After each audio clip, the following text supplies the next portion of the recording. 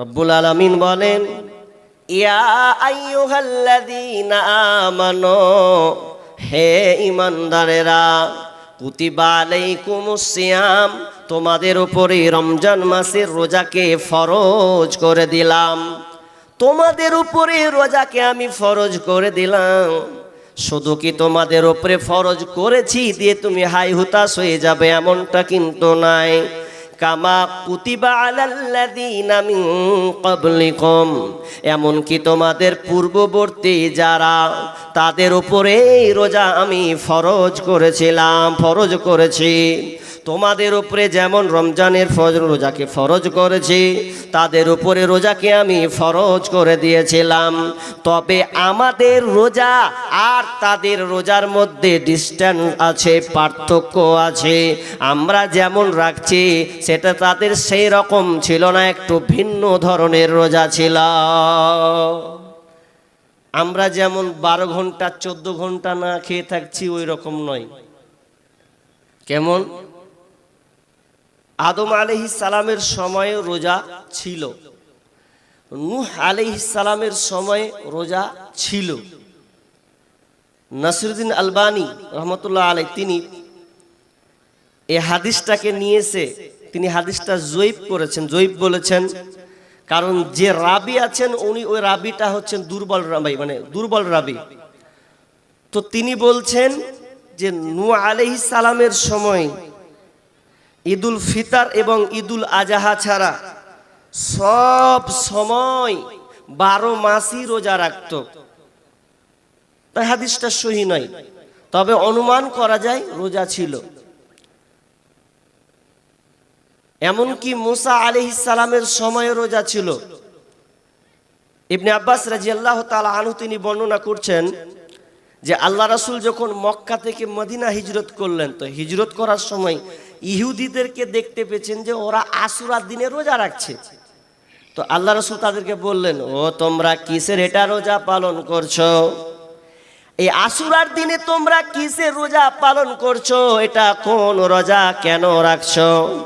ইহুদিরা তখন জবাব দিল, আমরা এই রোজা রাখার কারণ হচ্ছে এ বনী ইসরাইলের কওমকে, অর্থাৎ মুসা আলাইহিস সালাম তার দলবদ্ধকে ফেরাউনের হাত থেকে, ফেরাউনের কবল থেকে নিরাপত্তা দিয়েছিলেন এবং ফেরাউনের গোষ্ঠী যা আছে সবকে নির্মূল করে দিলেন এবং তাদেরকে তছনছ করে দিলেন, শেষ করে দিয়েছিলেন।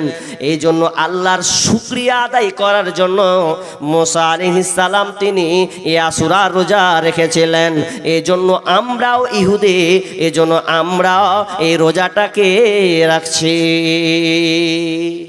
রোজা ছিল, দাউদ আলাইহিস সালামের যুগেও রোজা ছিল। আল্লাহর কাছে সবচাইতে প্রিয় রোজা দাউদ আলাইহিস সালামের রোজা, কারণ একদিন করে রাখতেন আর একদিন করে ছাড়তেন, এইরকম ছিল। মারিয়াম আলাইহিস সালামের সময়ও এটা অনুমান করা যায়, বোঝা যায় যে রোজা ছিল। শুধু তাই নয়, উম্মাতে মুহাম্মাদির উপরে শাবান মাসের 2য় হিজরিতে এই রোজাকে ফরজ করা হলো। তবে যখন ফরজ করা হলো তখন এই রকম ফ্যাসিলিটি, মানে এত সুযোগ ছিল না, খুবই কড়া ছিল। কেমন কড়া? সহিহ বুখারী, আবু দাউদ, এই 2 হাদিসে আপনি পাবেন। রাবি হচ্ছেন বারা ইবনে আজিব রাদিয়াল্লাহু তাআলা আনহু, তিনি বর্ণনা করছেন যে রোজাটা কেমন ছিল প্রথম শুরুতে যখন ফরজ হয়। ওই যে ইফতার করে মাগরিবে, ইফতার মানে সাহারি, মানে আপনার ইফতার হলো মাগরিবে, তো রোজা খোলার পরে আর 1.5-2 ঘন্টা সময় থাকে। এই 1.5-2 ঘন্টাতে খেয়ে নাও, এই 1.5-2 ঘন্টার মধ্যে স্বামী স্ত্রী মিলন করো তোমার ইচ্ছা থাকলে, কিন্তু বাকি আর পরে সারা রাত পাবে না আর দিন মেনও পাবে না। কত কঠিন! মানে ইফতার করলো 2 ঘন্টায়, মিডিলে একটা মাগরিব থেকে নিয়ে ইশার, এই মিডিলে 1.5-2 ঘন্টা সময়। তো এই সময়ে খাবার মন থাকলে খাও, স্ত্রী মিলন করার তোমার যদি চাহিদা থাকে করে নাও, কিন্তু 8টার পরে আর তুমি খেতেও পাবে না, স্বামী স্ত্রী মিলনও করতে পাবে না। কত জ্বালা, খুব কঠিন। তো এত কঠিন, এই কঠিনের কারণে একজন সাহাবী, যে সাহাবীটার নাম হচ্ছে কায়েস ইবনে শিরমা রাদিয়াল্লাহু তাআলা আনহু, তিনি রোজা রেখেছেন, দিনে মাঠে কাজ করতে চলে গেছেন। কাজ করতে গিয়ে একদম চাষি মানুষ, আনসারি সাহাবি, চাষাবাদ করতে সন্ধ্যা হলো। তার বিবিকে বলছেন, বিবি রে, বাড়িতে কোনো খাবার আছে কিনা দাও, আমি খাবার খাবো, আমি রোজাটাকে ভেঙে দেব, ইফতারি করব। যখন বিবিকে বলা, তো বিবি তখন সঙ্গে বলছেন, স্বামী আমার, এই মুহূর্তে তো বাড়িতে কোনো খাবার নাই যে আপনি খাবার দিয়ে ইফতারি করবেন, আপনার রোজাটাকে আপনি ভাঙবেন। এবার বিবি তখন বলছেন, স্বামী আমার, তাহলে আপনি একটু ধৈর্য ধরেন, একটু বসে পড়েন, আমি পাশের বাড়ি গিয়ে খাবার তল্লাশি করছি, কিছু খাবার এনে আমি আপনাকে জড়ো করে দিচ্ছি, একটু আপনি ওয়েট করেন। এমন সময় বিবি যখন বাড়ি থেকে বাইরে চলে গেলেন, খাবার তালাশ করলেন, কিছুক্ষণ একটু লম্বা রং টাইম হয়ে গেছে। এমন সময় ওই সাহাবিটা, তার চোখে যেন ঘুম চলে এসেছে, আর যেমনি ঘুমিয়ে যাওয়া, তার মানে পুরো সে হুঁশের মধ্যে আর নাই। আর যেমনি ঘুমিয়ে যাওয়া, এমন সময় বিবি এসে স্বামীকে দেখছেন, আহারে ওরে আফসোস, আমার স্বামী ঘুমিয়ে গেছে, ওরে স্বামী তুমি কি করে দিলে, তাহলে তুমি তো আর খেতে পাবে না, কারণ আপনি যদি ঘুমিয়ে যান, সেই সময়ের নিয়ম ছিল ঘুমিয়ে গেলে খেতেও পাবে না, সারা রাত যাবে, সারা দিন যাবে, তারপরে তুমি ইফতার করতে পাবে। কঠিন মশালা। এবার কি করবে? স্বামী খেতে তো পাবে না। তো যাক, রাত পার হলো, দিন হলো, আর দিন যখন হয়েছে তখন এবার দুপুর বেলাতে চাষি মানুষ চাষ করে খেতে হবে। এবার দুপুর যখন হয়েছে, রোদ, প্রখর রোদ, আর সহ্য করতে পারলো না, আর সহ্য করতে না পেরে চোখগুলাকে বড় বড় করে দিয়েছে, মনে হচ্ছে মরে যাবে, এরকম অবস্থা। তো বাকি সাহাবিরা দৌড়লো, দৌড়ে একবার ধরছে, আল্লাহ আল্লাহ, মরে যাবে রে, মরে যাবে, কি করো, পানি ঢালো, মুখে পানি ঢেলে দিলে, রোজাটাকে ভেঙে দিলে। খবরটা কার কাছে গেল? নবীর কাছে। নবীকে গিয়ে বলছেন, নবী গো, আমাদের অমুক সাহাবী এই কাজটা হয়ে গেছে, তার রোজাটাকে আমরা ভেঙে দিয়েছি, সে এমন মানে অজ্ঞান অবস্থায় সে পড়ে গিয়েছিল। এই খবর দেওয়ার পরে আর একটা খবর নবীর কাছে এসে পৌঁছালো। কি খবর? ইয়া রাসূলুল্লাহ, আমিরুল মুমিনিন ওমর রাদিয়াল্লাহু তাআলা আনহু, তিনিও সেই দিন রাতের সময় স্বামী স্ত্রী মিলন করে দিয়েছেন, অথচ সেই সময় হারাম ছিল, তো মিলন করে দিয়েছেন, ভুল করে দিয়েছেন। তখন আল্লাহ সুবহানাহু ওয়া তাআলা আয়াত নাজিল করে দিলেন, বিসমিল্লাহির রহমানির রহিম, উহিল্লা লাকুম লাইলাতাস সিয়ামির রাফাসু ইলা নিসাইকুম হুন্না লিবাসুল লাকুম ওয়া আনতুম লিবাসুল লাহুন্না। তখন আল্লাহ সুবহানাহু ওয়া তাআলা বললেন, ওরে তোমরা রাতের বেলা যারা স্ত্রীর সঙ্গে, তোমাদের জন্য মেলামেশাটা হারাম ছিল, উহিল্লা লাকুম, তোমাদের জন্য হালাল করে দেওয়া হলো, তোমাদের জন্য বৈধতা দেওয়া হলো, তোমরা রাতে স্বামী স্ত্রী মিলন করতে পাবে, এতে তোমাদের রোজা কোনো নষ্ট হবে না। দিয়ে আল্লাহ শেষের বেলা বলছেন, শেষের আয়াত আল্লাহ সুবহানাহু ওয়া তাআলা বলছেন, শুধু তাই নয়, কুলু ওয়াশরাবু, তোমরা খাও, পান করতে থাকো, যতক্ষণ পর্যন্ত কালো রেখা সাদা রেখা না আসবে, অর্থাৎ ফজর পর্যন্ত আগে পর্যন্ত তোমরা সারা রাত খেতে থাকো, খেয়ে যাও, পান করতে থাকো, তোমার হলারে যতটি আটে তুমি ঢুকিয়ে লাও, কোনো অসুবিধা নাই, তুমি যত পারবে তোমার গলাতে খাবার চালিয়ে যাও, কেউ তোমাকে ডিস্টার্ব করবে না। তার মানে আল্লাহ সুবহানাহু ওয়া তাআলা 187 নম্বর আয়াতে সূরা বাকারার মধ্যে বলে দিলেন, আজ থেকে তোমাদের কঠিন হলো না, তোমাদের জন্য আমি আল্লাহ সহজ করে দিলাম। সহজ, খুবই সহজ। সহজ নয়? মাগরিব থেকে নিয়ে ফজরের মিডিল পর্যন্ত আপনি যা পারবেন চালিয়ে যান, কোনো সমস্যা নাই। তবে একটা জিনিস, রাত আপনাকে ছাড় দিয়েছে কিন্তু দিন আপনাকে ছাড় দেয়নি। বিবি হালাল হলেও আপনার জন্য বৈধ নাই, দিনের বেলায় হারাম হয়ে করা আছে।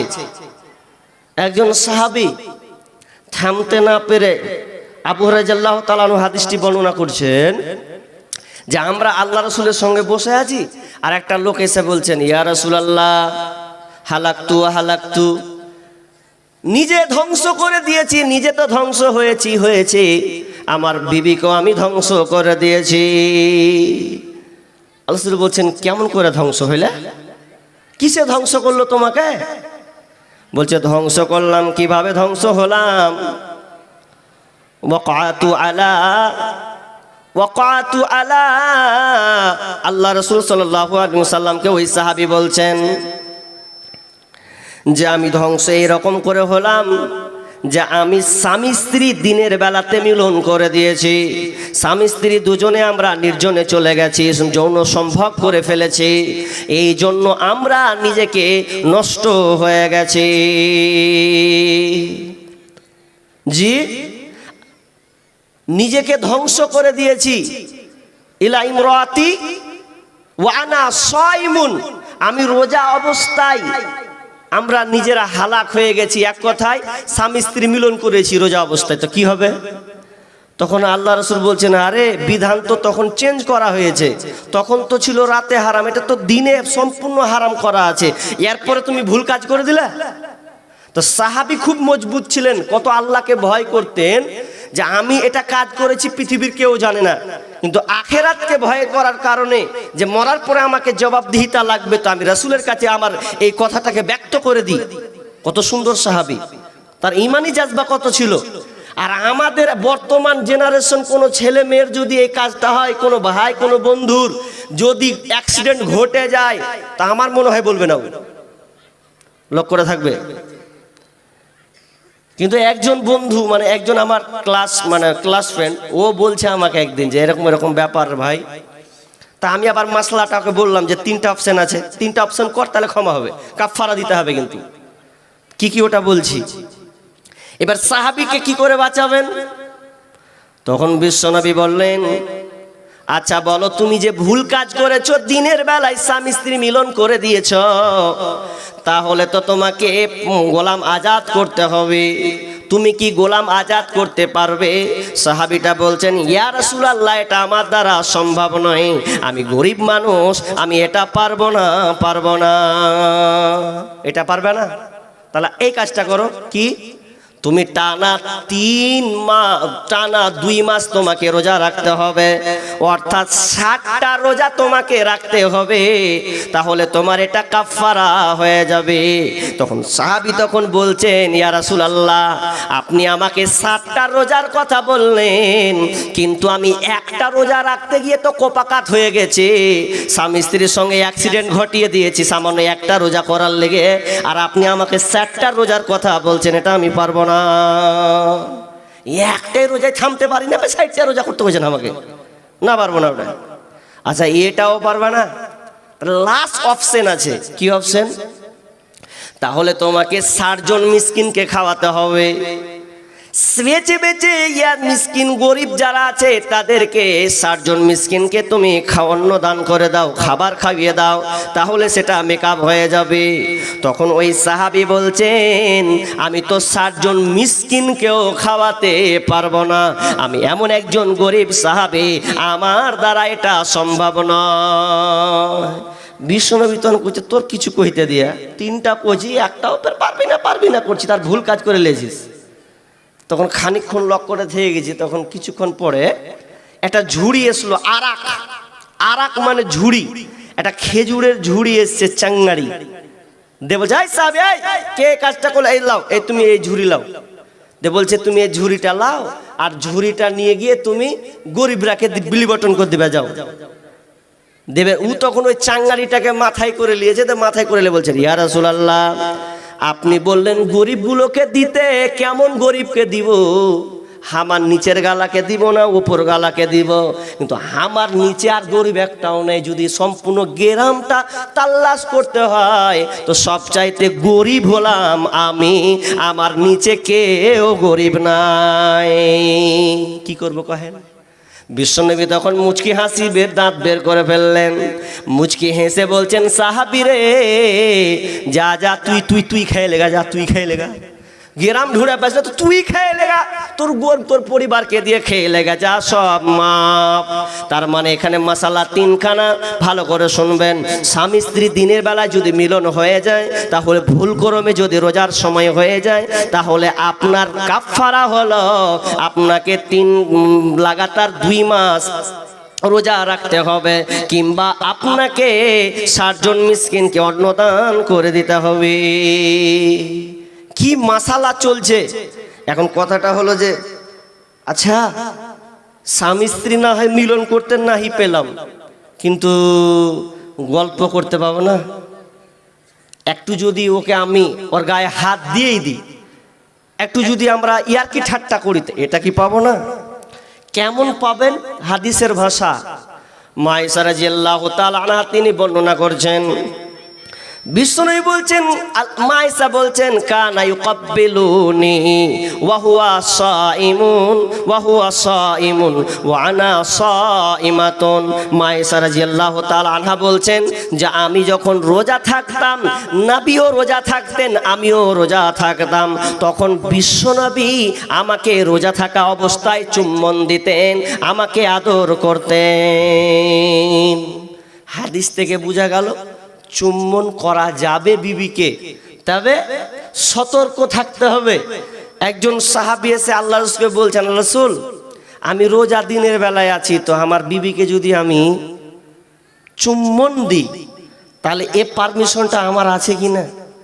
তখন ওই সাহাবীটাকে বলছে, যাও তোমাকে দিলাম, তোমার যাও তুমি পাবে, অসুবিধা নেই। তো আর একজন দ্বিতীয় নম্বর এসে বলছেন, ইয়া রাসূল তাহলে আমি যদি আমার স্ত্রীকে রোজা অবস্থায় চুম্বন করি? তখন ফের ওর চেহারার দিকে দেখে রাসূল বলছেন, না তোমাকে চলবে না, তুমি যাও। হাজি একজনকে দেওয়ার পারমিশন দিলে আর একজনকে ফের দিলেই নেই, তা এর রহস্য কি?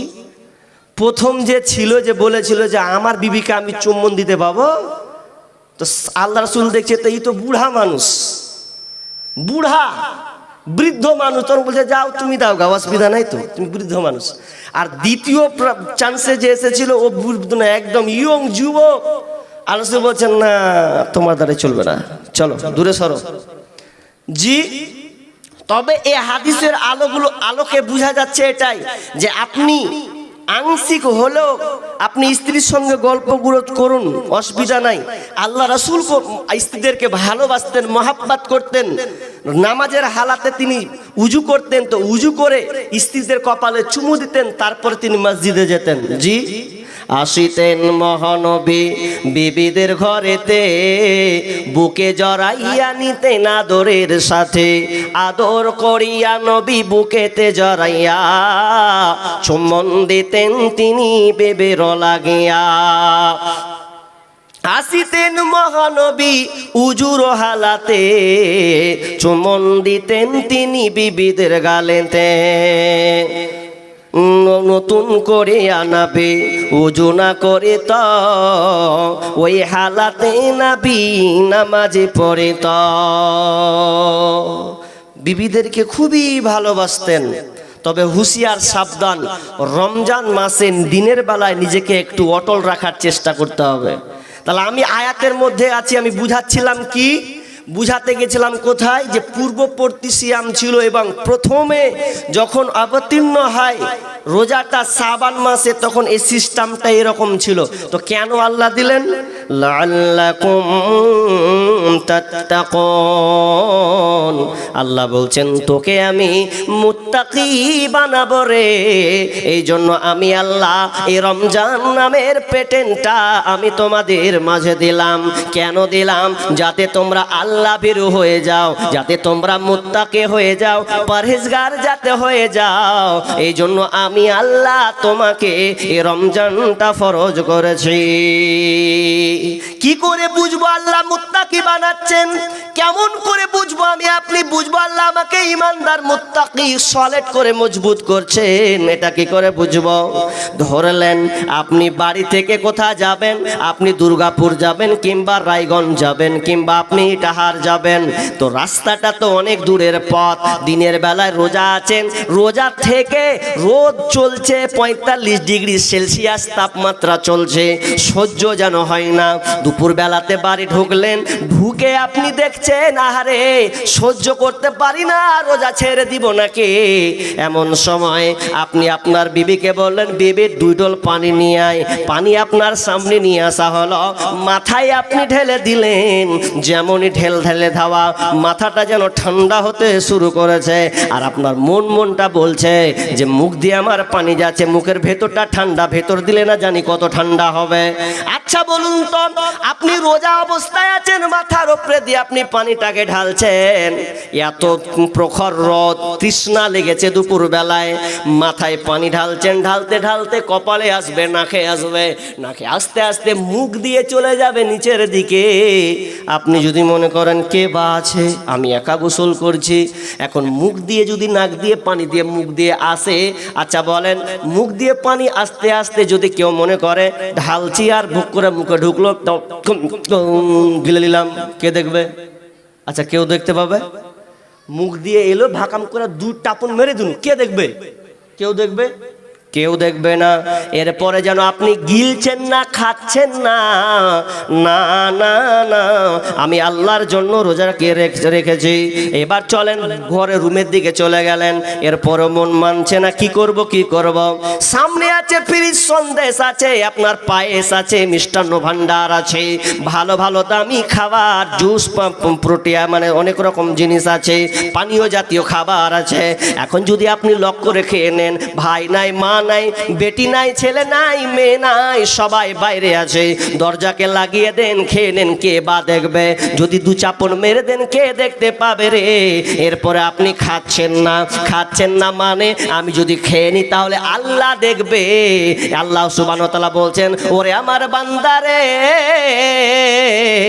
আমি তোমাকে মুত্তাকি বানাবো, এই জন্য আমি রোজার নামের পেটেন্টটা আমি আল্লাহ তোমাকে দিলাম। এই জন্য তো আল্লাহ বলছেন দুনিয়াতে যত আমল আছে সব আমল এর বদলা ফেরেশতারা দিবেন, লাও বদলা লাও, নেকি লাও, নেকি লাও।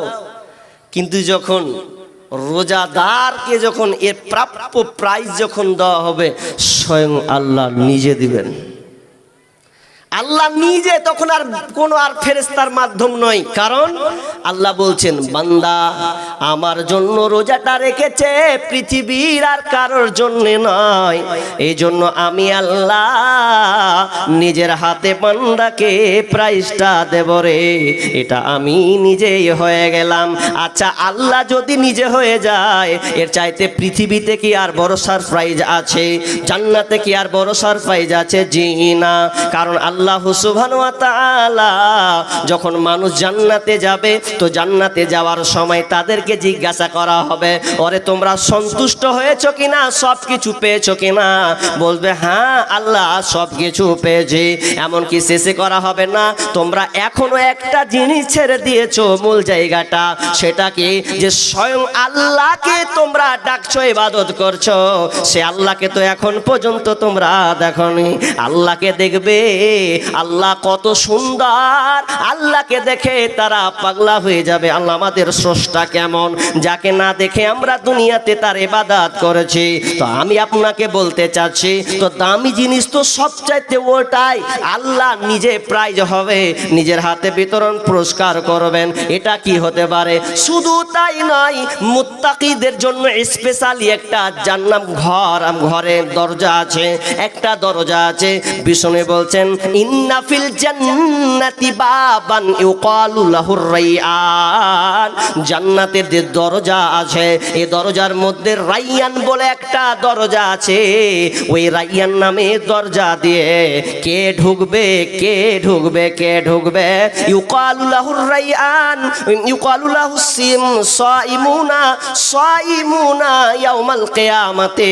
যারা দুনিয়াতে রোজাদার ছিল, ওই রোজাদারদের জন্য ওই দরজাটা খোলা থাকবে আর ফেরেশতারা বলবে লা ইয়াদখুলু মিনহু আহাদুন গায়রুহুম, অন্য কেউ এখানে ঢুকতে পাবে না, অন্য কারো জন্য এটা ফ্যাসিলিটি নয়। কারা এ দরজা দিয়ে যাবে?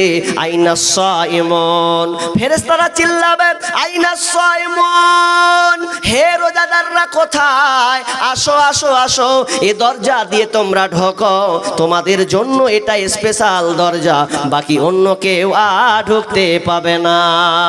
জান্নাতেরই আটু দরজা, রাইয়ান নামে একটি দ্বার, সেই দ্বারেতে যাবে কেবল যারা আল্লাহ রোজাদার। রোজাদারের মুখের ঘ্রাণ বৃক্ষ নাভি খুশবু সমান, তাই তো এদের এত আদর করেন প্রভু রহমান। ভোরের আগে নিয়ত বান্ধ, ভুল করো না মুসলমান, ভুল করো না মুসলমান।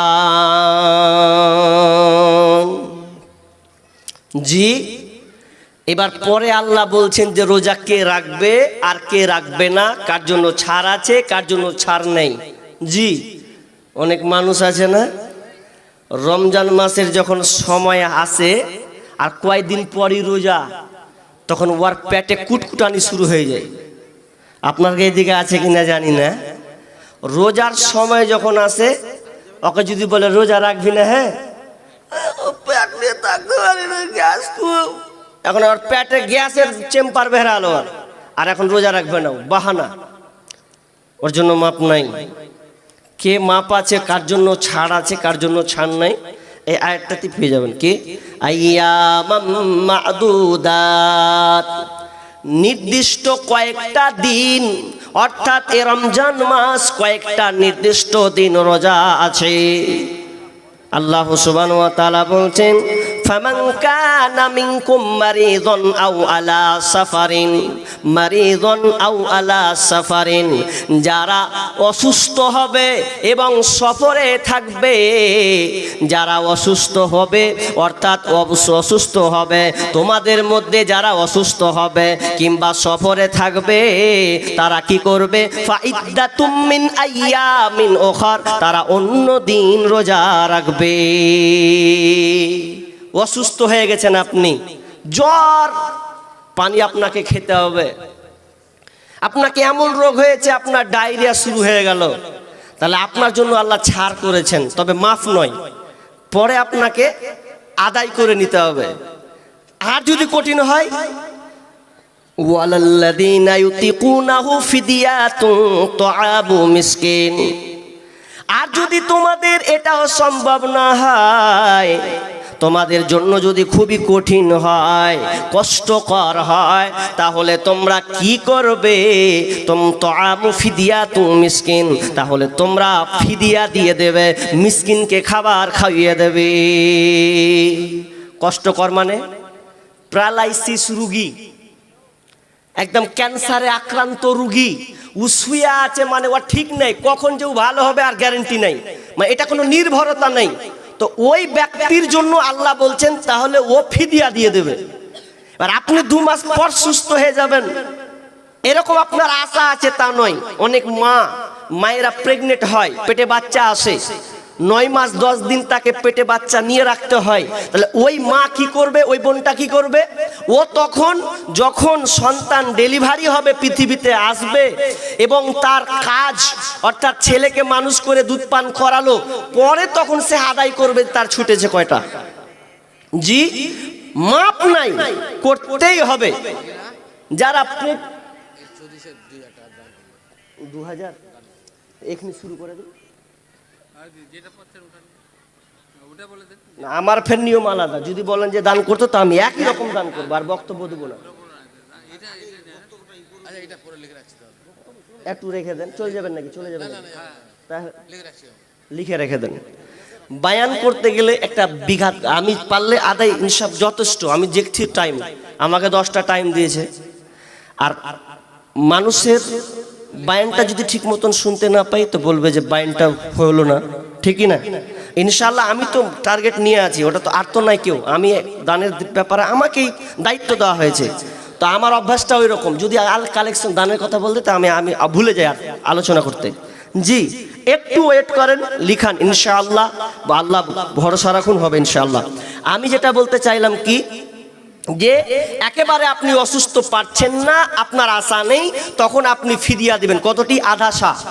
আধা সা সমান মুফাসসিরিন کرام দুইটা ব্যাখ্যা করছেন। আধা সা কে বলেছেন 101 কিলো, আবার কে বলেছেন 1.5 কিলো। তাহলে 101 কিলো কিংবা 1.5 কিলো, তাহলে 101 কিলো যদি ধরেন তাহলে 38 কিলো হবে প্রায় এরকম, আর 1.5 কিলো যদি ধরেন তাহলে 45 কিলো হয়ে যাবে। তাহলে এরকম, কিংবা আপনি একটা দিনের খাবার আপনি একদিন পারেননি, একদিনের খাবার আপনি খাইয়ে দেন। জি, এটা আপনাকে করতে হবে, কারণ এটা খুবই গুরুত্বপূর্ণ, এটা আপনাকে খেয়াল রাখতে হবে। আল্লাহ সুবহানাহু ওয়া তাআলা বলছেন, ফামান তাতাওয়া খায়রান ফাহুয়া খায়রুল লাহ, এবং যারা অতিরিক্ত সৎ কাজ করবে, ভালো কাজ করবে, এদের জন্য কল্যাণ আছে। ওয়া আনতাসুমু খায়রুল লাকুম, এবং তাদের জন্য কল্যাণ আছে যদি তারা সিয়াম রাখে।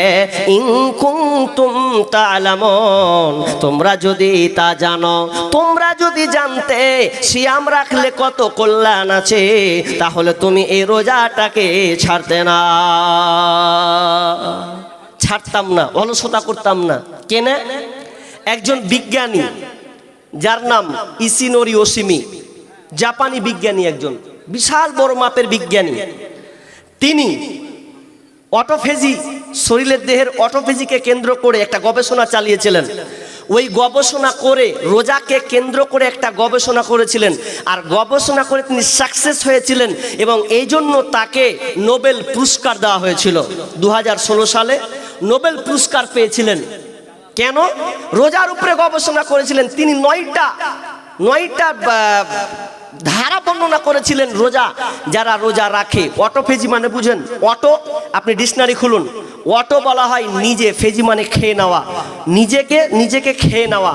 জি, মানে শরীরের মধ্যে যে খারাপ কোষগুলো থাকে, মানে কোষ যেগুলো থাকে শরীরের মধ্যে, সেই কোষগুলোকে নষ্ট করে দেয়, বিষাক্ত কোষগুলোকে ধ্বংস করে দেয় যদি আপনি না খেয়ে থাকেন। যদি আপনি রোজা করেন তাহলে আপনার শরীরে বিষাক্ত এই ভাইরাসগুলোকে নষ্ট করে দেয়। এমনকি মানুষ যে 11 মাস খায়, তো খেতে গিয়ে এই খাদ্য নালী দিয়ে যে খাবারটা যায়, তো 11 মাস খেয়েছেন, তো খেয়ে খেয়ে খেয়ে খেয়ে এই নালী দিয়ে একটা আবর্জনা তৈরি হয়। কেমন আবর্জনা?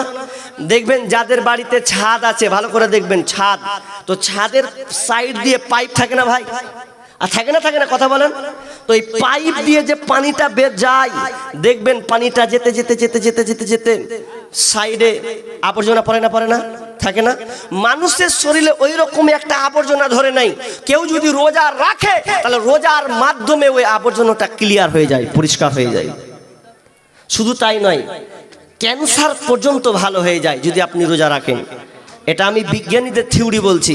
তাহলে কোরআন সুন্নাত কত দিন আগে আপনাকে বুঝিয়েছেন। জি, তাহলে রোজা খুবই গুরুত্বপূর্ণ বিষয়, রোজা আমাদের রাখতে হবে।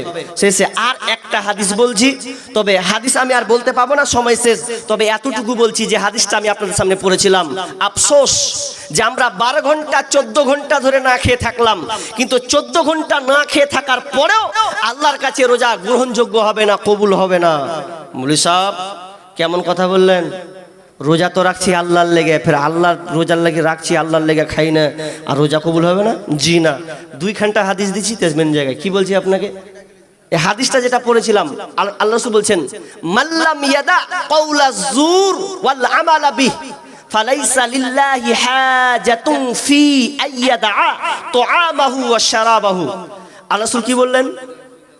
যে ব্যক্তি রোজা থাকা অবস্থায়, ভালো করে বুঝবেন, রোজা থাকা অবস্থায় মিথ্যা কথা এবং অগর্হিত কাজ, অন্যায় অশ্লীল কাজকে ছাড়তে পারল না, তাহলে আল্লাহর কাছে ওই ব্যক্তি না খেয়ে থাকার কোনো ফায়দা নেই। ভালো করে বুঝেন হাদিসটা, খুব জটিল কথা বলছি। কিন্তু আপনি না খেয়ে আছেন 14 ঘন্টা 12 ঘন্টা, কিন্তু আপনি না খেয়ে থাকার পরেও আল্লাহ আপনার রোজা কবুল করছেন না। কেন? কেউ যদি মিথ্যা কথা বলে, দেখেন নিজের রোজা আছে আর ব্যবসা করছে, ব্যবসায় অনেক ব্যবসায়ী আছে মিথ্যা কথা বলে, বলে না বলে না বলে। অনেক মানুষকে যদি ফোন করা হয় ফোনে, হ্যালো কোথায় আছিস রে, এখন আপনার খবর পেয়েছেন যে ও রায়গঞ্জ যাচ্ছে, তো আমারও কাজ হয়ে যাবে, ও রায়গঞ্জ থেকে কিছু মাল নিয়ে চলে আসবে, যেতে হবে না আমাকে রোজার দিনে। ওকে বলছে কোথায় আছিস, রায়গঞ্জে একটা কাজ দিব রে, ফুটুম করে কয়েছে, আরে রাস্তাতে আমি চলে এসেছি, বাসে চেপে আছি। মিথ্যা কথা বল দিলেও এই যে মিথ্যা কথা, রোজা আছেন মিথ্যা কথা বললেন, তাহলে আল্লাহর কাছে কোনো গ্রহণযোগ্য হবে না, তাহলে আপনাকে মিথ্যা ছাড়তে হবে। আর সবচাইতে বেশি মারাত্মক মিথ্যা কথা হয় যে মেশিনটার নাম হলো মোবাইল চৌধুরী, এই সবচাইতে বেশি মিথ্যা কথা বলায় মানুষকে। বুঝলেন, মিথ্যা তো আছে আছে, আবার মোবাইলে সবচাইতে পাপে নিমজ্জিত করেছে যুবকদেরকে। দেখেন আজকালকার ইয়ং জেনারেশন যুবক যারা, আগেকার যারা বুড়া দাদুরা, আমার চাচারা আছেন 40, 50, 60 বছরের, ওদের গুনাহ কিন্তু মোবাইলে হেলা দেওয়া, টেলা দেওয়া, ফেলা দেওয়ার গুনাহ নেই, কিন্তু এখন ইয়ং যুবকের কিন্তু এই স্ক্রিন টাচ মোবাইলের গুনাহ আছে। জি, বেশিরভাগ গুনাহ এমন গুনাহ হয়ে গেছে যে দিনে গুনাহ করছি, আবার রোজা রেখে রাতের বেলাও গুনাহ করছি। আল্লাহু আকবার। জামানা মোবাইলে খাইছে, জামানা ফেসবুকে খাইছে, অল্প বয়সের ছেলে মেয়ে প্রেমে জড়াইছে, জামানা মোবাইলে খাইছে, জামানা ফেসবুকে খাইছে। রাতের বেলা একা একা ঘুম যে আসে না, মেসেঞ্জারে না পাইলে বন্ধু ভালো লাগে না। তাই তো এখন মা বাবারা, ওরে বর্তমানের মা বাবারা ভীষণ টেনশনে পড়েছে, জামানা মোবাইলে খাইছে, জামানা ফেসবুকে খাইছে, জামানা মোবাইলে খাইছে, জামানা মেসেঞ্জারে খাইছে। বিবাহিতা মেয়ে যখন ফেসবুকে ঢোকে, হ্যান্ডসাম ছেলে দেখে সে তো প্রেমে পড়ে। বিবাহিতা মেয়ে যখন ফেসবুকে ঢোকে, হ্যান্ডসাম ছেলে দেখে সে তো প্রেমে পড়ে। স্বামী সন্তান সব ছাড়িয়া, ওরা স্বামী সন্তান সব ছাড়িয়া নতুন প্রেমিককে চাই, জামানা মোবাইলে খাইছে, জামানা ফেসবুকে খাইছে। অল্প বয়সের ছেলে মেয়ে প্রেমে জড়াইছে, জামানা মোবাইলে খাইছে, জামানা ফেসবুকে খাইছে। মোবাইলে সে সব বরবাদ। নেকি লিবেন কোন থেকে? দিন রোজাটাকে আপনি কিভাবে কাটাতে হবে? ফেসবুক ঘেটে আর ইউটিউব ঘেটে সব বরবাদ করেছে। আর মোবাইল আবার রোজার রাত 12টা 1টার সময় কইছে কেমন আছো, ইফতার করেছো, কি খেয়েছো। তো লাস্টের বেলা বলছে যে একজন মৌলবীকে প্রশ্ন করছে যে মৌলবী সাহেব আমার একটা প্রেমিকা আছে, বুঝছেন তো? ফের প্রেমিকাও আছে? হ্যাঁ। তার প্রেমিকাটা এত ভালো যে আমি উঠতে পারি না, তো মাকে খেঁচানি মারছি, কিন্তু আমার প্রেমিকা হাঁকে ফোনে উঠাই 3টার সময় যে হাজি সাহারিটা খাও, তো সাহারি খাওয়ার লেগে হাঁকে উঠাই। এটা ভালো লাগে মৌলবী সাহেব? আরে তুই তো গোড়াতে বরবাদ করে দিয়েছিস, তুই তো উঠার কথা পরে রাখ, বরবাদ করে দিয়েছিস তুই। জি তো না, নিজেকে পাপ মুক্ত হতে হবে। ওয়াসরিল অন্যায় গর্হিত কাজকে আপনাকে ছেড়ে দিতে হবে, তাহলে আপনার রোজাটা আল্লাহর কাছে কবুল হবে। আর আপনি ওই হালাতে অন্যায় ওয়াসরিলে আপনি জড়িত থাকলেন আর আপনি রোজা না খেয়ে থাকলেন, তাহলে আল্লাহর কাছে কোনো গ্রহণযোগ্য হবে না। তাহলে আজ থেকে প্রতিজ্ঞাবদ্ধ হতে হবে। সকলকে বলছি যে পাপ একেবারে করা যাবে না, মিথ্যা কথা ছেড়ে দিতে হবে। আর আসলে এই মাসটা হলো ট্রেনিং এর মাস। আপনাকে আল্লাহ আপনার মধ্যে আল্লাহ আপনার প্রতিভা বের করে দিয়েছেন যে আপনি পারবেন, কিন্তু আজকে আমরা অলসতা করছি। জি, শেষে আমি একটা হাদিস শোনাবো, ওটা পেন্ডিং এ রেখে দিয়েছি, আমি মিলে ঢুকে যাচ্ছি। তবে একটা শেষ কথা বলছি, যারা আমরা এখনো অনেক মানুষ আছি রোজা রাখি না। জি, সবে শুনেন, আল্লাহ রাসূল যখন মেম্বারে উঠলেন, তো মেম্বারে উঠে গিয়ে তিনি রকিয়াল মেম্বার ফাকালা আমিন আমিন আমিন, তিনবার আমিন বললেন। আমিন যখন বললেন তো সাহাবীরা তো অবাক হয়ে গেলেন, আরে এর আগে তো মেম্বারে উঠেছে, কোনোদিন আমিন আমিন বলেনি, তা আজকে ফাকিল আল্লাহু ইয়া রাসূলুল্লাহ, আজকে আপনি এরকম তিনবার আমিন আমিন বললেন, ওয়া কুনতা তাসনাউ মা কুনতা তাসনাউ হাদা, আপনাকে তো এর আগে কোনোদিন দেখিনি, আপনি কেন এরকম করলেন আমিন আমিন? তো বিশ্বনবী প্রথম নম্বর বললেন, শোনো সাহাবীরা, প্রথমে আমিন বলার কারণ হলো জিবরিল আমিন আসলো, এসে তিনি প্রথমে যখন আমি প্রথম সিঁড়িতে পা দিলাম মিম্বারে, তখন জিবরিল আমিন বলছেন, যে ব্যক্তি রমজান মাসে রোজাকে পেল অথচ রোজা পেয়ে তার পাপকে মিটাতে পারলো না, ওই ব্যক্তিটা ধ্বংস হয়। রোজা পেল মানে পেল, কিন্তু রোজা পাওয়ার পরেও তার পাপকে মোচন করতে পারলো না, পাপকে মিটাতে পারলো না, তাহলে ওই ব্যক্তিটা ধ্বংস হয়ে যায়। ভালো করে মাথায় রাখবেন, এটাই লাস্ট হাদিস।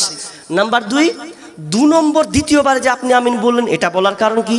তখন বিষ্ণু বলছেন, শোনো, দ্বিতীয় নম্বরে আমিন এই কারণে বললাম, যখন আমি দ্বিতীয় মিম্বারে দ্বিতীয় সিঁড়িতে পা দিলাম, এমন সময় জিবরিল আমিন এসে বললেন, যে ব্যক্তি বাপ মাকে বার্ধক্যে পেল, বাপ মা বার্ধক্যে পৌঁছে গেছে, অথচ বাপ কিংবা একজন মা দুজনের মধ্যে একজনকে পেয়েছে, কিন্তু মাকে বাপকে পাওয়ার পরেও সে জান্নাত নিতে পারলো না, মায়ের সেবা করে জান্নাত নিতে পারলো না, ওই ব্যক্তিটা ধ্বংস হয়। আশ্চর্য কথা যে আল্লাহ রাসূল সব সময় উম্মতে মুহাম্মাদি উম্মাতির জন্য খালি কাঁদতেন, আল্লাহ আমার উম্মাতির কি হবে আল্লাহ, অথচ এ হাদিসে আবার বলছেন ওই ব্যক্তি ধ্বংস হয়ে যাক। আল্লাহ রাসূল বদদুয়া দিয়ে দিলেন, যে ব্যক্তির মা বাপ বেঁচে আছে কিন্তু বাপ মায়ের খিদমত করে জান্নাত নিতে পারলো না, ওই ব্যক্তি ধ্বংস হয়ে যায়।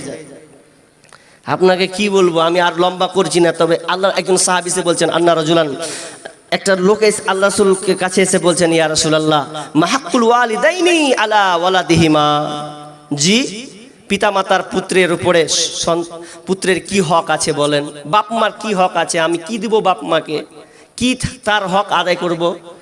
বিশ্বনবী শর্টকাট বলছেন, ক্বালাহুমা জান্নাতুকা ওয়া নারুকা, তোমার মা হলো জান্নাত, তোমার বাবা হলো জান্নাত, তোমার বাপ মা হলো জাহান্নাম। তার মানে বিষ্ণু বলছেন, তুমি যদি তোমার বাপ মায়ের খিদমত করো তো খিদমত করে তুমি জান্নাতে যাবে, আর বাপ মাকে যদি নারাজ করে দাও তাহলে তুমি জাহান্নাম যাবে। বাপ মার খিদমত তোমাকে করতে হবে, তাহলে তোমার জন্য জান্নাত। কিন্তু আজকে আমরা বর্তমানে অনেকেরই বাপ মা আছে, অনেক ছেলে আছে আব্বার সঙ্গে ভালোভাবে কথা বলে না, মায়ের সঙ্গে কথা বলে না। কেন বলে না? ওই সাদা স্কিন চামড়ার বউ ঘরে এনেছে, আর বউয়ের পাল্লায় পরে মাকে কষ্ট দেয়, বাবাকে কষ্ট দেয়। ওরে হতভাগারে, তোর কপালে জান্নাত নাই, জান্নাত নাই। বাপ মা যদি নারাজ থাকে, বাকি ইবাদত যতই করুক না কেন, তুই যত রোজা রাখ না কেন, এগুলো তোর কোনো কাজে আসবে না। অতএব যুবক, তুমি এক কাজ করো, মায়ের কাছে যাও, মায়ের কাছে গিয়ে ক্ষমা চাও, মা গো সামনে রোজা আসছে, ওগো মা আমি তোমাকে অনেক গালিগালাজ করেছি, কটু মন্তব্য করেছি, অনেক কিছু বলেছি, আব্বা আমি আপনাকে অনেক ধমক দিয়েছি গো আব্বা, আপনি আমাকে ক্ষমা করেন, চলেন প্রথম ইফতারটা আমার বাড়িতে হবে গো আব্বা, অতএব আপনি আমার সঙ্গে খাবেন, এভাবে বলে দেন, তাহলে দেখবেন আপনার বাকি সিয়ামটা খুব সুন্দর সঙ্গে যাবে এবং আপনার পূর্বের গুনাহকে মাফ করে দেওয়া হবে। আপনি রোজা রাখবেন তো এর মর্যাদা হলো আপনি যত গুনাহ করেছেন পূর্বে সমস্ত গুনাহ আল্লাহ ক্ষমা করে দেবেন। অতএব আমি বলতে চাই যে শেষ মেসেজ এটাই, যে আপনারা এখনো যারা বাপ মায়ের সঙ্গে খারাপ আচরণ করে রেখেছেন, মা বাপ এমনই জিনিস, যতই আপনি বাপ মাকে গালিগালাজ করেন না কেন, ওই বাপ মা কোনোদিন সন্তানকে ভুলবে না, কারণ মা বাপ হলো খুব দামি জিনিস। যার মা নাই তাকে আপনার জিজ্ঞেস করে নেবেন মা কাকে বলা হয়, বলেন ভাই তোমার মা নাই বাপ নাই কেমন লাগছে, ও বলবা আরে বাপ মা নাই তো মনে হচ্ছে আর ভালো লাগে না, ঘরটা যেন অশান্তির মতন চলছে। আমার আদরেরই মা, তোমায় ছাড়া একা ঘরে শান্তি লাগে না, আমার আদরেরই মা, তোমায় ছাড়া একা ঘরে শান্তি লাগে না। ওরে মায়ে ছাড়া সন্তানের ব্যথা অন্যে বুঝে না মা গো আমার আদরেরই মা, তোমায় ছাড়া একা ঘরে শান্তি লাগে না। ওরে সন্তান বাড়ি না আসিলে মায়ে তো ঘুমাই না, সন্তান বাড়ি না আসিলে মায়ে তো ঘুমাই না। ঘরে আর বাহিরে মায়ে করে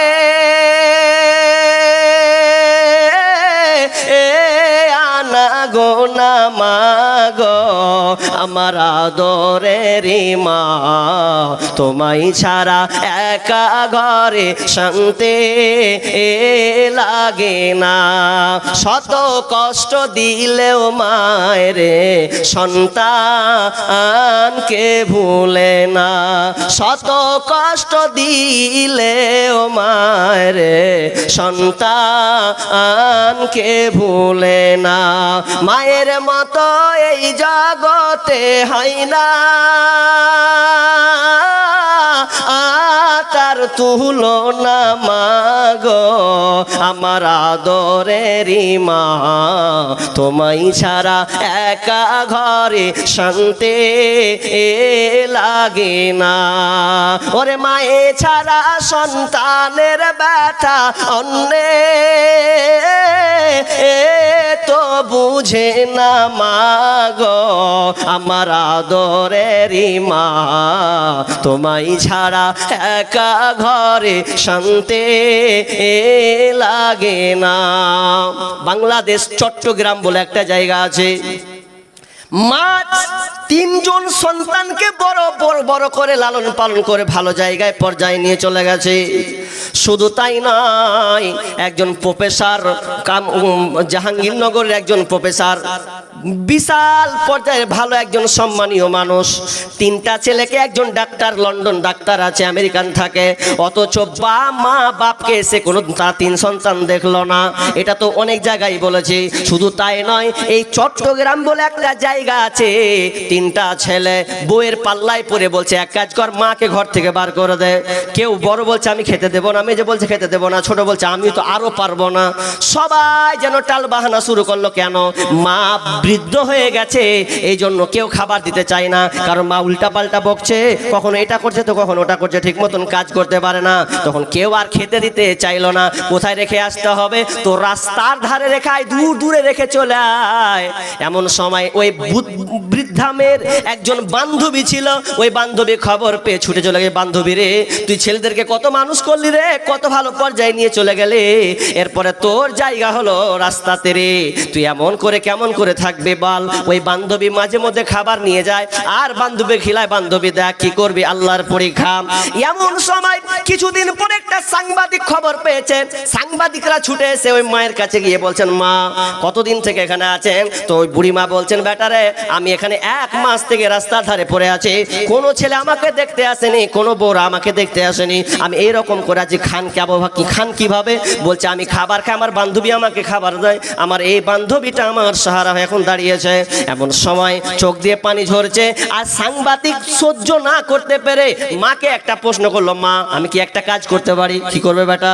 বলছে যেই সন্তানেরা আপনাকে রাস্তায় পৌঁছিয়েছে, আমি চাইছি ওই সন্তানের উপরে আমরা মামলা করব, কেস একটাকে ঠুকে দেব, আর কেস ঠুকলে সেদিন বুঝতে পারবে বাপ মায়ের সঙ্গে খারাপ দুর্বলতার নাতি যাকে।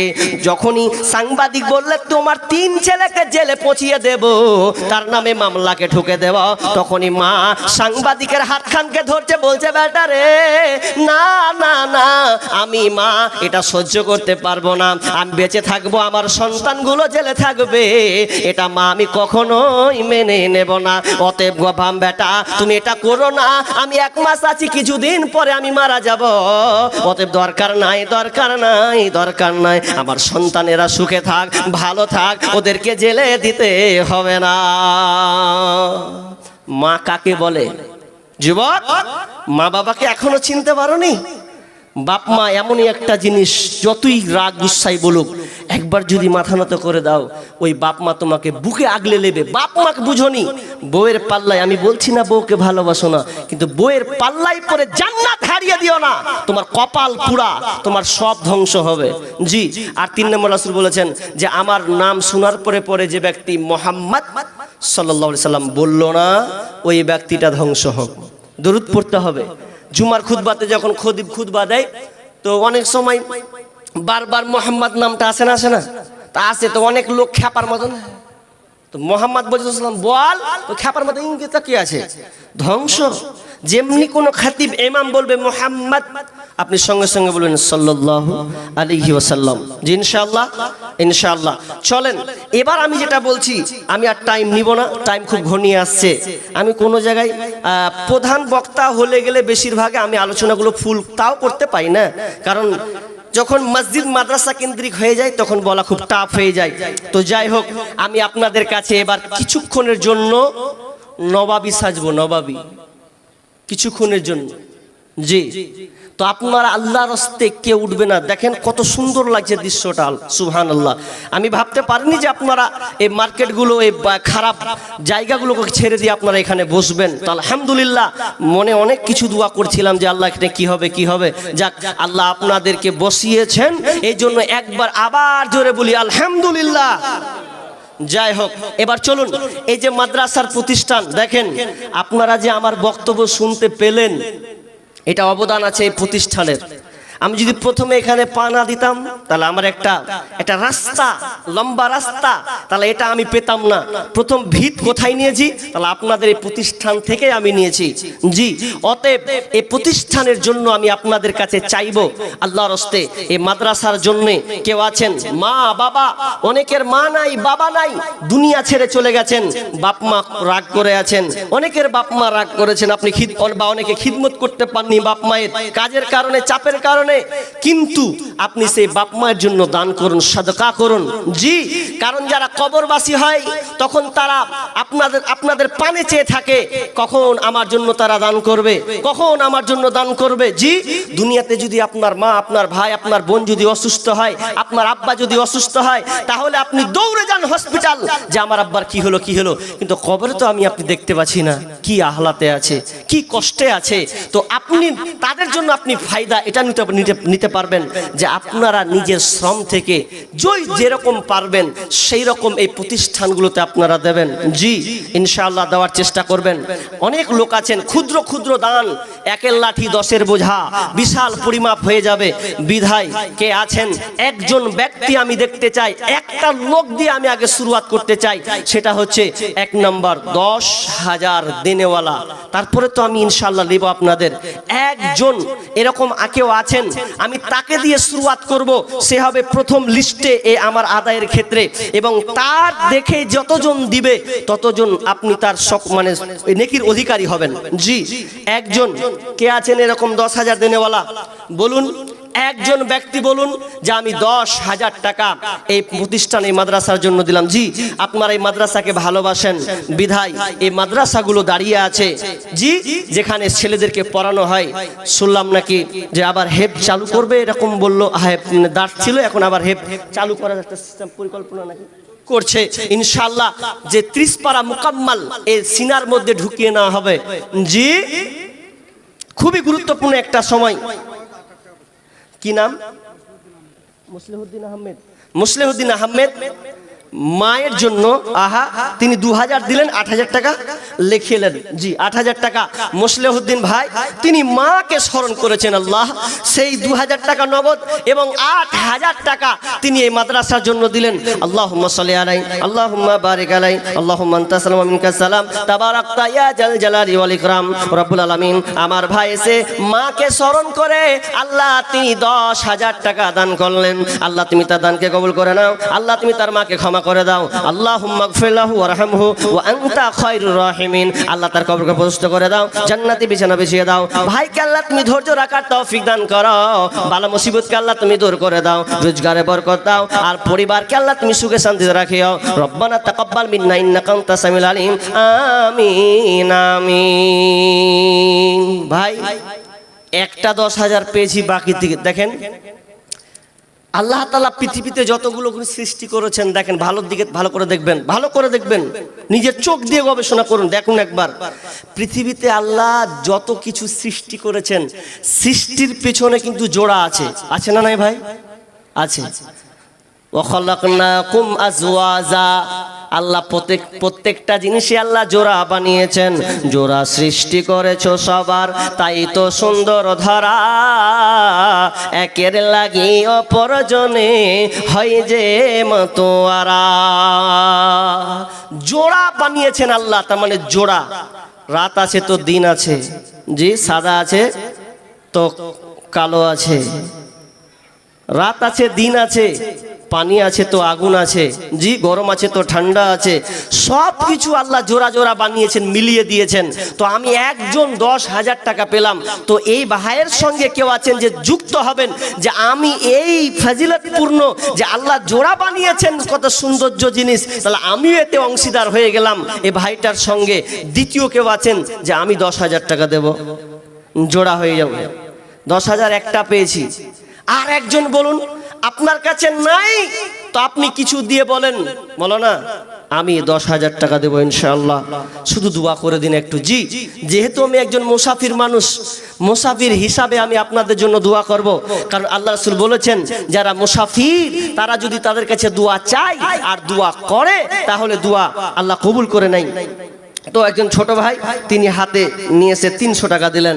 আল্লাহুম্মা সাল্লি আলাই, আল্লাহুম্মা বারিক আলাই, আল্লাহুম্মা ফাক্কিহু ফিদ্দিন। ভাই বলেন আর কে বলেন 10,000 টাকা একটা বলেন?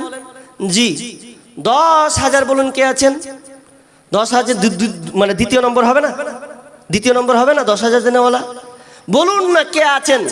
যদি কোনো কমিটির মধ্যেও থাকেন যারা আপনার দায়িত্বশীল সদস্যবৃন্দ আছেন তারাও বলুন, একজন বলুন যে আমি 10,000 টাকা শরিক হয়ে গেলাম। জি, মানুষ কই যায় রে দুনিয়া ছাড়িয়া, মসজিদের ওই পালকে আয়না দুলা দেই সাজায়া তারে জনমের লাগিয়া, মসজিদের ওই পালকে আয়না দুলা দেই সাজায়া তারে জনমের লাগিয়া, এই বাড়ি লাগিয়া কত করলাম মারামারি, মামলা মুকাদ্দমা করে ওরা এলারে করে, একদিন তুমি যাবে চলে,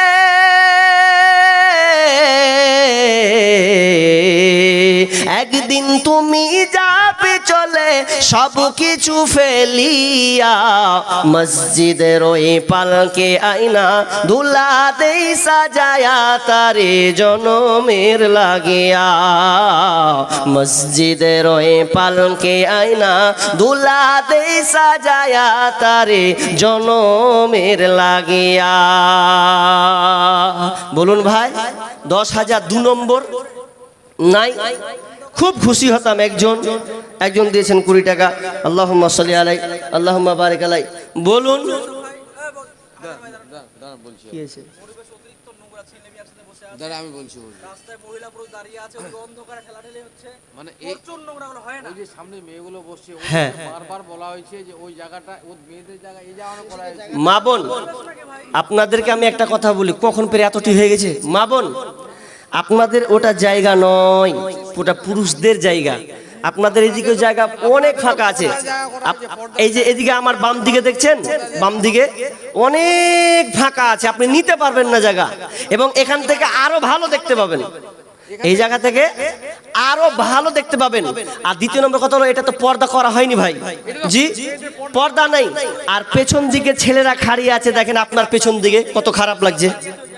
জি, এটা তো ভুল, কমিটিদেরকে এটা দেখার দরকার। জি, ওই জায়গাটা পুরো অন্ধকার, ছেলে মেয়ে ঠেলাঠেলি করছে, কি হবে জালসা করে? দেখেন যারা কমিটির দায়িত্বে আছেন আল্লাহর রাস্তায় একটু যান, দিয়ে গিয়ে ওই জায়গাটা একটু কভার করেন। যারা দায়িত্বে আছেন কমিটির মধ্যে আমি তাদেরকে বলছি আপনারা যান, ওই জিনিসটা আপনারা কভার করেন, যেহেতু ঝামেলাটা আপনারা বাঁধিয়েছেন। আর মেয়েদেরকে বলছি আপনারা আল্লাহর রাস্তায় একটু উঠে চলে যান, জাগে খালা যা, এইদিকে জায়গা অনেক ফাঁকা আছে। আমার বোন জায়গা যদি না থাকতো তো ভিন্ন বিষয়, একটা পথ বের করতাম, কিন্তু জায়গা অনেক জায়গা ফাঁকা আছে। আপনাদের সুরক্ষিত জায়গা তো এটা আরো ভালো, এখান থেকে আরো স্পষ্ট দেখতে পাবেন। আল্লাহর রাস্তায় আমার মা বোনদের বলছি, যান যান যান মা বোন, কষ্ট করেন, কখন ফের গ্যাদারিং ফের ফুল ভর্তি হয়ে গেছে। মা বোন আপনারা চলে যান, আল্লাহর রাস্তায় যান, দেখেন ওই জায়গায় বসেছেন নেকি তো পাবেনই পাবেন, আবার যে জায়গায় ডবল করে বসবেন আবার ডবল নেকি পাবেন। জি, অতএব জায়গাটা ছেড়ে দেন। জি, ওটা পুরুষদের জায়গা, ছেড়ে দেন, চলেন, আপনাদের সুরক্ষিত জায়গা হচ্ছে এটা। মা বোন কষ্ট করেন, একটু হাঁটেন, মাশাআল্লাহ, উঠেন এইদিকে মা বোন, উঠেন উঠেন উঠেন, জি উঠেন, বলেন। গোরস্থানের একটু মাটি বাইনা করে রাখ রে, বাইনা করে রাখ। কে দিল ভাই? মেয়েদের কাছ থেকে নাকি বেনামিতে 500 না কয়েকজন দিয়েছে নাকি, একটা 1000 টাকা, এদিকে 20 টাকা, আর একটা আছে কোরআন। আল্লাহুম্মা সাল্লি আলাই আল্লাহুম্মা বারিক আলাই হায়াকাল্লাহ বারাকাল্লাহ। সেক্রেটারি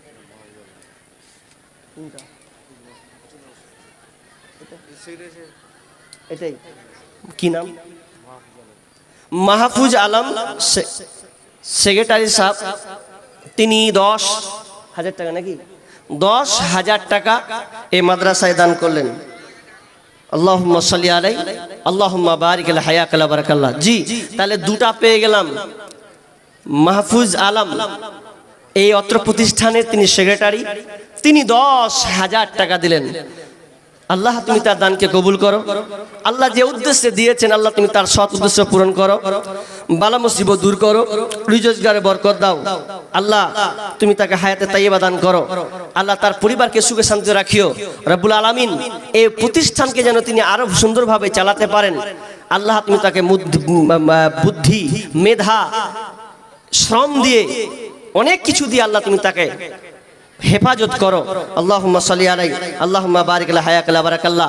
তো দুটা পেলাম ভাই, এবার চলুন 5,000 টাকা দেনেওয়ালা দেখেন। আপনারা বলুন তো, ফরজ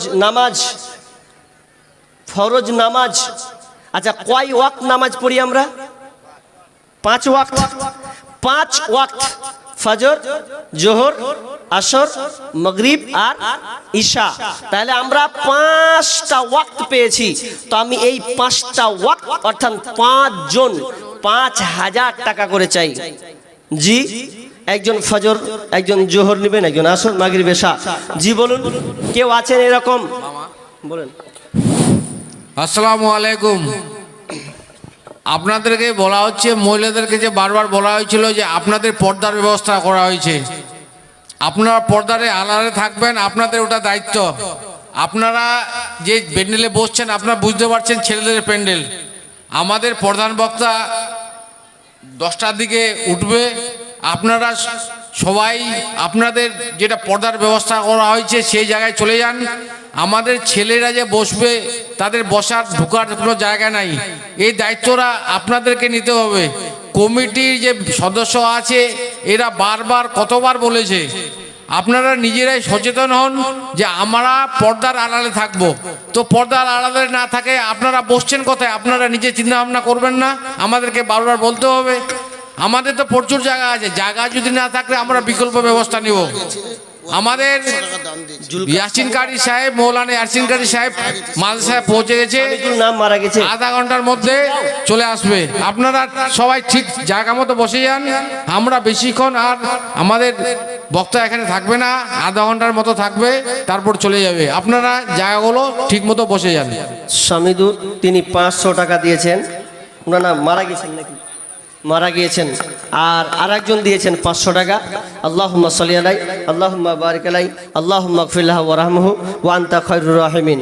জি ভাই, একটা প্রোগ্রাম যখন ছদ্মবদ্ধ হয়ে যায় কত কিছু ক্ষতি হয়, এটা পরে বুঝতে পারবেন। জি, তো যাই হোক, এটা আগে থেকে ভাবনা চিন্তা করা দরকার। তো আমি যেটা বলতে চাচ্ছি, বলুন এরকম আছেন 5 জন বলেছি 5,000 টাকা দেনেওয়ালা, 5 জন।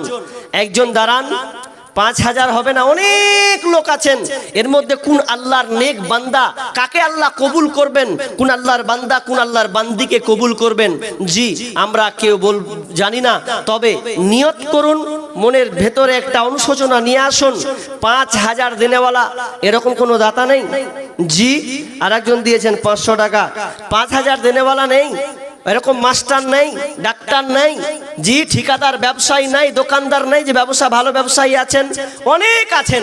তো বলুন এইরকম যে আমি 5,000, বেশি নয়, 5টা লোকের কাছে আমি 5,000 টাকা আবদার করছি। একজন দাঁড়ান যে আমি এই প্রতিষ্ঠানের জন্য 5,000 টাকা দিলাম। কোন আল্লাহর বান্দা কোন আল্লাহর বান্দি আছেন? মা বোন, আপনাদের এই উত্তর দিনাজপুরে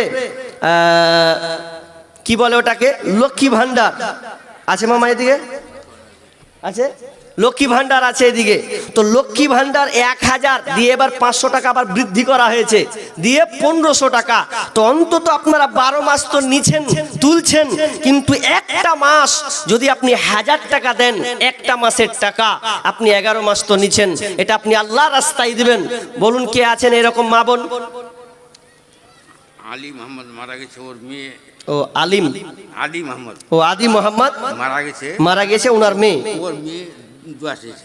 দোয়া চেয়েছে, জি উনার মেয়ে আব্বার জন্য দিয়েছেন। তাহলে 1,000 টাকা। আল্লাহুম্মা আনতাস সালাম ওয়া মিনকাস সালাম তাবারাকতা ইয়া জাল জালালি ওয়াল ইকরাম রব্বুল আলামিন। আল্লাহ সেই কন্যা, আল্লাহ সেই মহিলা বাপকে অনুসরণ করেছে, আল্লাহ তার আব্বা দুনিয়াতে নাই, কবরবাসী হয়ে গেছেন। আল্লাহ দোয়া চেয়েছেন, আল্লাহ অন্ধকার কবর, এই কবর এত ভয়ঙ্কর যেখানে আল্লাহ অন্ধকার সাপ বিচ্ছুর ঘর, আল্লাহ তুমি ঘরটাকে প্রশস্ত করে দাও।